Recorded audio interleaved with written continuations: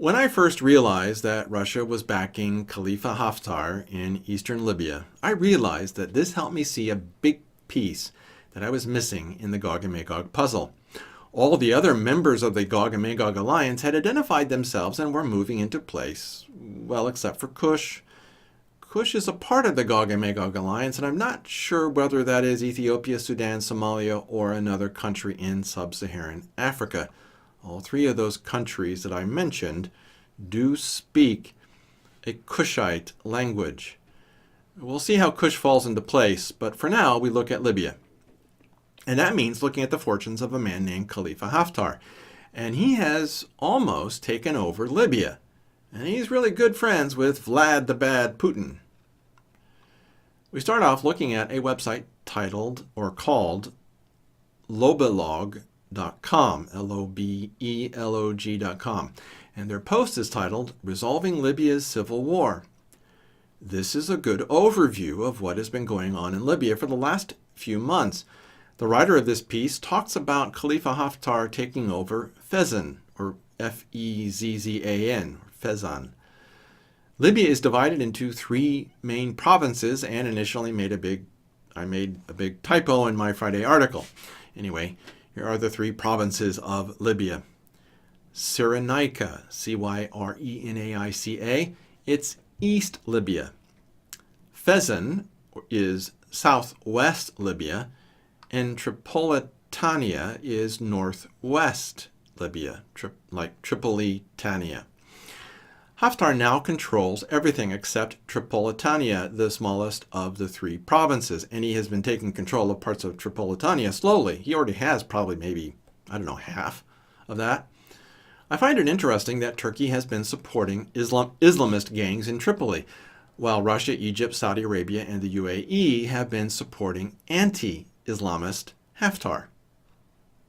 For all his faults, Haftar seems to be the only one actually putting Libya back together. The corrupt morons ruling Tripoli and little else cannot seem to agree on anything and appear to be powerless to stop Haftar from taking over. From my point of view, which is an arguably sketchy one, Haftar is playing a very, very smart game of carrot and stick. He's also doing his best to limit the damage to the areas that he conquers and consolidating those areas before moving on to conquer the rest of Libya. Then Bloomberg asks an important question in an article titled, Is Tripoli Next? A Warlord's Victories Risk Libya Conflagration. Let me quote a part of this article. Quote, already in control of Libya's main oil exporting terminals, the LNA, the Libyan National Army, under Haftar, has secured its biggest oil field since beginning its southern campaign in January. That puts Haftar in control of more than 1 million barrels of oil production a day, giving him crucial leverage over the OPEC members' key source of income, as well as command of its most powerful fighting force. Close quote. That means that Tripoli only controls 300,000 barrels of oil a day in production. Libya only exports 1.3 million barrels of oil. So Haftar could turn pretty much everything off if he wanted to. And he knows it, but so far he hasn't. Oh, and one of the reasons why he hasn't attacked Tripoli is that the U.S. said that he had better not attack Tripoli. So Haftar might be biding his time, waiting for the foreign powers to throw up their hands in disgust at the morons in Tripoli, which France has already done so. Or Haftar is waiting for the U.S. to get embroiled in something else, leaving him free to advance on Tripoli. We'll see. Just remember that Russia will be the one to gain the most out of all of this. And to give us more evidence of how well Haftar is doing, the North Africa Post gave us this article. Libya, GNA declares state of emergency as Haftar forces move near. Remember what I said about Tripolitania? That region Haftar is moving into? Well, it seems that he controls a lot of Tripolitania if Sirte, one of the cities in Tripolitania, has started to squawk about Haftar getting too close to them. And this next one from Reuters gives us a little more insight into who Haftar owes allegiance to. The article is titled, Debts pile up as rival Libyan governments struggle for power. Notice who is printing Khalifa Haftar's money. That's right, Russia.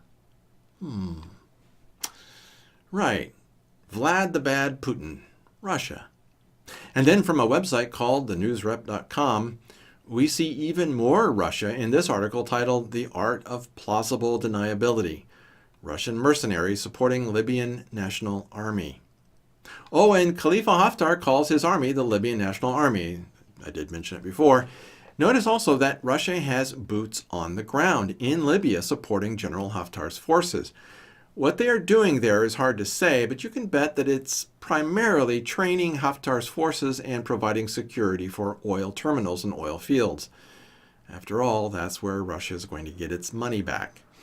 They're claiming that the Russian presence is at the level of a battalion of troops, and those troops are being supplied via the Wagner Group, a mercenary organization that Russia uses to provide plausible deniability in terms of their involvement with Haftar and other conflicts in the world.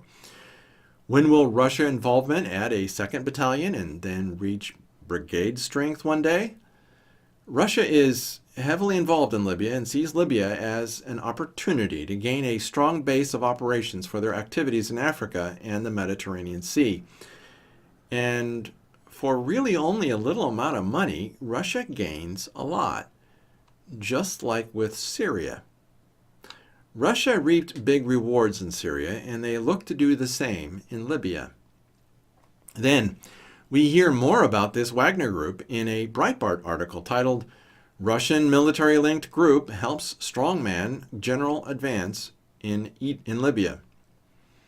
I'm sorry, I should have said, Russian Military-Linked Group Helps Strongman General Advance in Libya. Sorry. Take a moment to consider that these troops will be the best that Russia can offer. These will be a very high class of soldier operating in Libya. And then we take a closer look at Khalifa Haftar's final target in a piece from AfricaNews.com. Libyans fear showdown as Khalifa Haftar eyes capital. The thing is, Haftar now has a stranglehold on northeastern Libya. Tripoli on the Mediterranean coast near Tunisia will eventually fall to Haftar, one way or another.